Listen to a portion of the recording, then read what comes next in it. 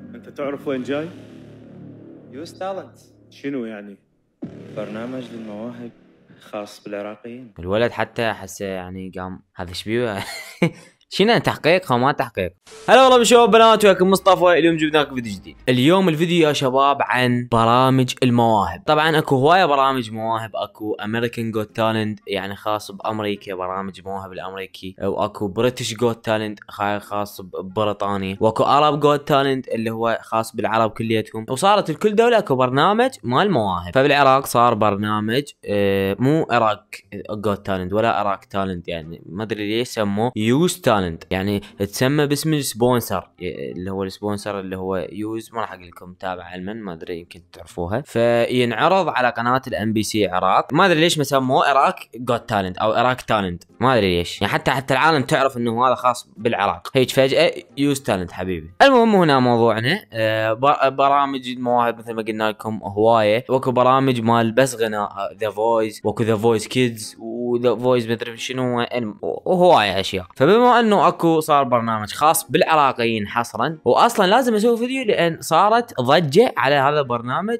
وعلى شخص معين. فاكو موهبه طلعت والحكام يعني سووا مشكله ويا هاي الموهبه. خلي نعرفكم على الحكام. الحكم الاول حسام الرسام. طبعا حسام الرسام مغني عراقي معروف ومشهور عربيا، يعني مو عالميا، يعني مو مغني لان هو يعني انجليش، فعربيا هو معروف واشتهر ببداياته باغنيه يا ما قرصتني عقربه يا ما قرص. كانت اغنيه كلش يعني تشيب حلو، تشيب اللي هو يعني فاشله وسيئه وبدون ذوق، هي هاي تشيب حلو. ثاني اللي هي هند نزار، ممثله عراقيه، يعني ممثلة عراقية خلينا نقول.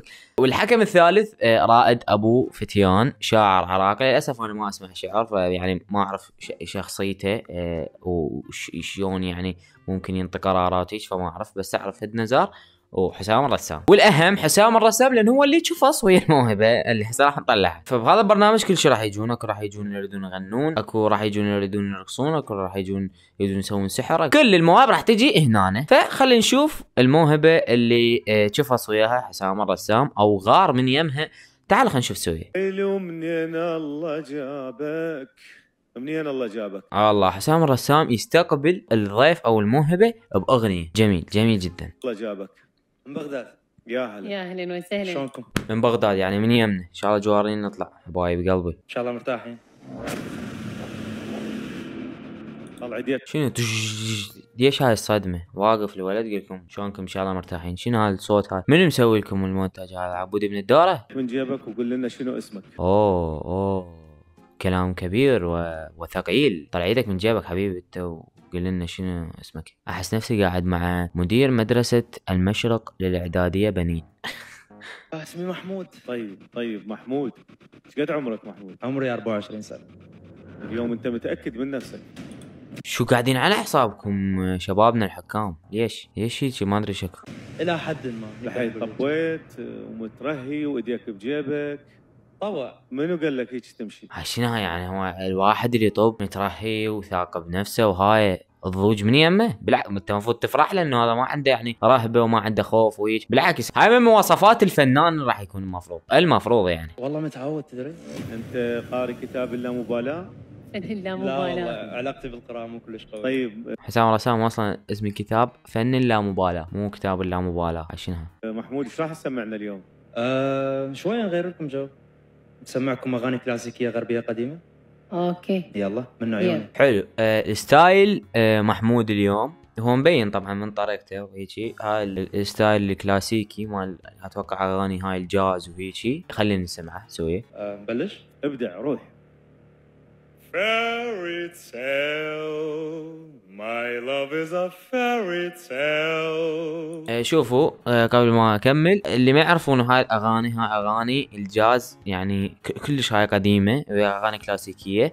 فحطلع لكم مثال حلو، حطلع لكم مثال. مثلا سمعوا هاي الاغنيه، شوفوا المغني شلون يدخل المسرح ويغني وستايله وطريقه الغناء مالته. اوكي اتوقع هاي الاغنيه انتم اغلبكم يعرفها مال سوي. Start to play, dance with me, make اتوقع تعرفوها، هاي مال ميك مي سوي، هاي الاغنيه.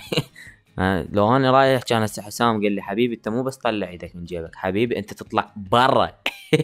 فتركزوا لنا على المغني، هاي طريقه الغناء الكلاسيكيه، حتى اكو كاس بيده وباليد الاخ جيجاره وهيك يعني. هو هاي الطريقه مال الغناء. فانت من تغني اغنيه لازم يكون ستايلك نفس الاغنيه، يعني ما معقوله مثلا انت تغني جاز كلاسيكي وانت لابس دشداشه، ما معقوله. فخلينا نرجع المحمود. صراحه يعني حضورك حيل حبيته، يعني لدرجه حبيت حضورك اكثر من صوتك.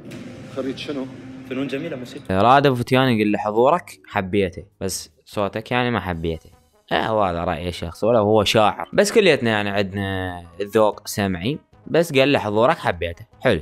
انا اتمنى تقدم اعلام بصراحه ذات. كنت اعلامي سابقا. عندك حضور مال شخص اعلامي، عندك ثقه بالنفس، كل شيء حبيت بيك عدا صوتك. اسف يعني. استاذ حسام انا احب اسمع رايك. ودول قلبك، انا انطيتك رايي اول ما دخلت. شوف هنا أنا قال استاذ حسام احب اسمع رايك، اذا الولد يعرف انه يريد يسمع راي مغني، عرفت؟ يريد يسمع راي مغني حتى يعرف انه هو هل هو موهوب لو لا. ليش يشبهوا عليه؟ انت تعرف وين جاي؟ يوز تالنت. شنو يعني؟ برنامج للمواهب خاص بالعراقيين. الولد حتى حسه يعني قام هذا شبيه. شنو تحقيق ما تحقيق.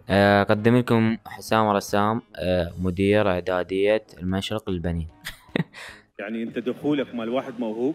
انا ما اعتبر نفسي شخص موهوب صراحه. عاد ليش جاي؟ انا اما هذا تحقيق. سؤال جواب سؤال جواب. شنو هاي؟ هو اصلا دخوله يعني مال ستايل مال اغنيه مالته، ما له دخل. هي ليش الموهوب يدخل بشكل والما موهوب يدخل بشكل ثاني؟ اشتغلت على صوتي، بلشت بصفر صوت صراحه، لكن اشتغلت على صوتي فتره طويله. هي هند اعطتك فرصه ثانيه وكنت اتمنى تغير اسلوبك اولا حضورك. عمد عوف اسلوبه وعوف حضوره. يا بريد رايه بالصوت. طلع يدك من جيبك، انت امام شاشه الام بي سي. ادري طلع كل ساعه قال له طلع يدك من جيبك، قبل ما يبلش قال له طلع يدك من جيبك، ورا ما كمل غناء قال له طلع. وبعدين شنو انت امام شاشه الام بي سي؟ يعني امام وزير الداخليه، امام لواء ركن، امام مدير مدرسه المشرق اعداديه بنين. شنو يا عمي عوف ايده، هو حاط تاكيد. وحتى لو يدينات اثنيناتهم قول رايك بصوته وفضت راحت، لو نعم لو لا. وهاي شاشه الام بي سي يجب ان يكون هناك دخول غير هذا الدخول. احنا صحيح دخول بيتكم شيء ودخول شاشه الام بي سي شيء ثاني. يعني تدخل على امك تحط ايدك بجيبك عادي، بس تدخل على ام بي سي دير بالك تحط ايدك بجيبك، دير بالك. نشكر حضورك ونتمنى لك ان شاء الله مستقبل زاهر. جدا ممتن، شكرا جزيلا. اللي عجبني محمود ليه ساعه ما مطلع من جيبه. خاب ليسك محمود. شوفوا بعد هذا الفيديو صارت هجمه كلش كبيره على حسام الرسام، وصراحه انا اشوفه يستحق. يعني انا هسه اعتبره من المهاجمين ضد حسام الرسام. صح هو اغانيه حلوه وهيجي بس ما له داعي. المفروض شوف انا هذا البرنامج بعد ما شفت طريقه حسام الرسام المفروض اجيب لهم هذا اللي الكرسي اللي يفتر اللي ورا هيك. هذا خلي حسام الرسام هيك قاعد، هذا اللي يفتر هيك اللي ورا. حلو، اخلي حسام الرسام ما يشوف المشترك، ما يشوف الموهبه، يسمع صوتها او هذا هو حتى يعطي رايه بصوته. هم ليش لا تسووا هذا البرنامج؟ حتى لا تشوف شكل المغني ولا تشوف لبسه، حتى ما تحكم على ذنه، انت تحكم على صوته. حسام الرسام حكم على كل شيء ما عدا صوته. طبعا اشتغلوا الحسام الرسام يعني والعالم يعني حقها، يعني صدق انت حسام الرسام يعني انت اغنيتك تعال اطلع لك اياها. هاي بدايتك، هاي بدايتك.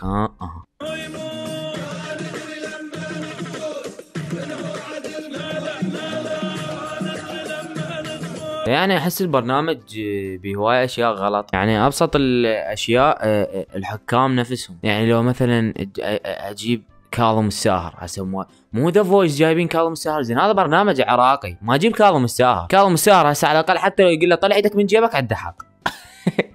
لا كذب يعني ما له دخل. مثلا اجيب اياد راضي مثلا يعني ما اجيب شاعر، اجيب مخرج مثلا، يعني مع احتراماتنا لثلاث شخصيات. يعني بدل ما اجيب شاعر اجيب مخرج، على الاقل يجي واحد يريد يمثل يعرفون، على الاقل يعرف. واهم شيء افر الكراسي، افرهن. اي واحد يجي يغني افر الكرسي ما اخليهم يشوفون شكله، حتى لا حسام يقول له طلع يدك من جيبك. اهم شيء عندنا هنا تقرير صار حلو. حسام الرسام الذي اشتهر بأغنية العقرب في بداياته يترأس لجنة لتقييم مواهب الشباب في برنامج مواهب عراقي شهير، ولكنه يقسو على شاب عراقي شارك في هذا البرنامج ويوبخ. ليش فأنا حتى بحفلاتي بالعادة مو بس إيدي بجيبي، الإيد الثانية بيها جيجارة. فيعني الموضوع كلش طبيعي وكلش عفوي، والناس تحبه بالمناسبة بالشوز. مرة ثانية كان بصراحة رياكشن مفاجئ. وبس يا شباب، هذا كان كل الفيديو. اتمنى الفيديو عجبكم. شنو رايكم بتصرف حسام الرسام؟ شنو رايكم بالولد نفسه يعني؟ وان شاء الله يعني هذا البرنامج يتطور ويكونوا الحكام ما شايفين نفسهم على الموهبه. ممكن هو موهوب بس ما محصل فرصته، ممكن يكون افضل من حسام الرسام، ممكن يكون افضل من هواي اشخاص. مهما اكو شخص جيد لابد انه يجي احسن من يمه. وهذا كان كل الفيديو. اتمنى الفيديو عجبكم. قلت لابد انه انطي رايي، ادري بيكم تحبون هاي الفيديوهات. ولهنا وصلت المقطع. شايفكم مصطفى، القاكم ترجعوا قناتي ان شاء الله. مع السلامه، وطلع ايدك من جيبك وسوي لايك واشتراك وفعل الجرس ودز هذا الفيديو لاصدقائك، خليه يشتركون، خلينا نوصل 3 ملايين مشترك. طلع ايدك من جيبك، دبسز هي شي، خلي ايدك من جيبك. يا مع السلامه.